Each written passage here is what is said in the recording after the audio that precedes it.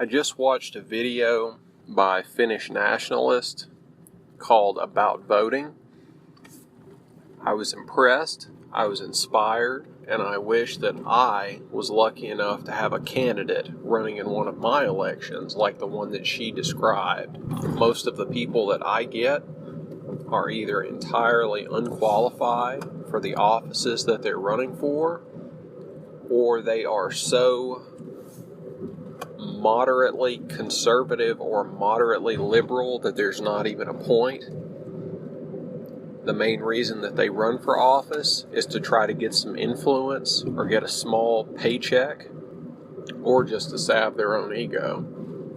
They don't give a good goddamn about doing anything for their community. And if you go and interact with a few of your own local politicians, you'll see that they're not very well educated, and they might be fine on an interpersonal level, but they're not fit to choose the public destiny.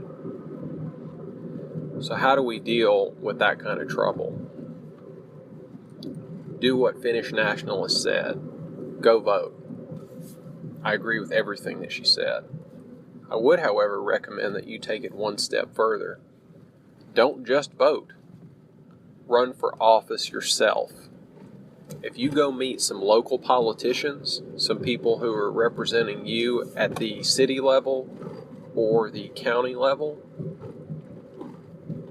you'll find out that they are not more qualified than you. They merely either had a family tradition or an economic interest or something that propelled them to run.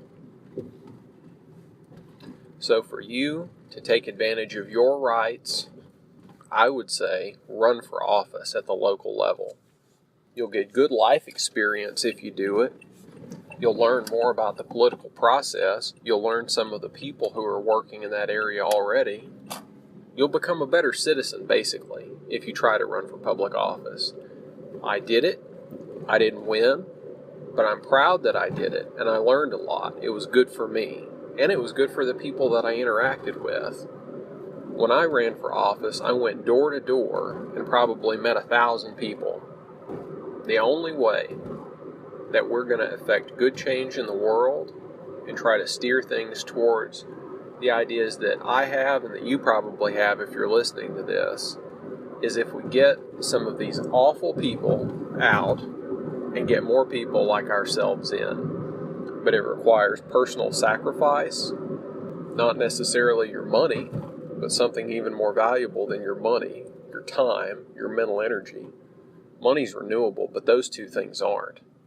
One of the problems with politicians is that they have an awful reputation, but the public at large doesn't have as bad of a reputation.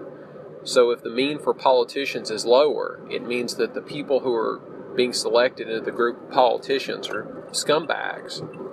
If we would just randomly get a group of people and assign them to public offices, they would have a better reputation than the politicians that we currently have. So I would say the more normal people who run for public office, the better off we'll all be, and the more experience we'll all have with government. There are so many people, especially in the middle class, who completely write off government. Say, forget it, I'm not getting involved in politics, it's a dirty enterprise. All of the tax money from those middle class people is used to fund government enterprises that are run by corrupt politicians. So to wrap it up, the only way that our ideas are going to prosper, the only way that we're going to change the world for the better, preserve the future, is to be better than the centrists, be better than the leftists. Go ahead and put yourself out there in a public way. You don't have to destroy your reputation, but take part in politics, take part in civic action. You will become a better person. You'll gain life experience that you otherwise wouldn't be able to get. You can't pay for it. It's just something that you have to do.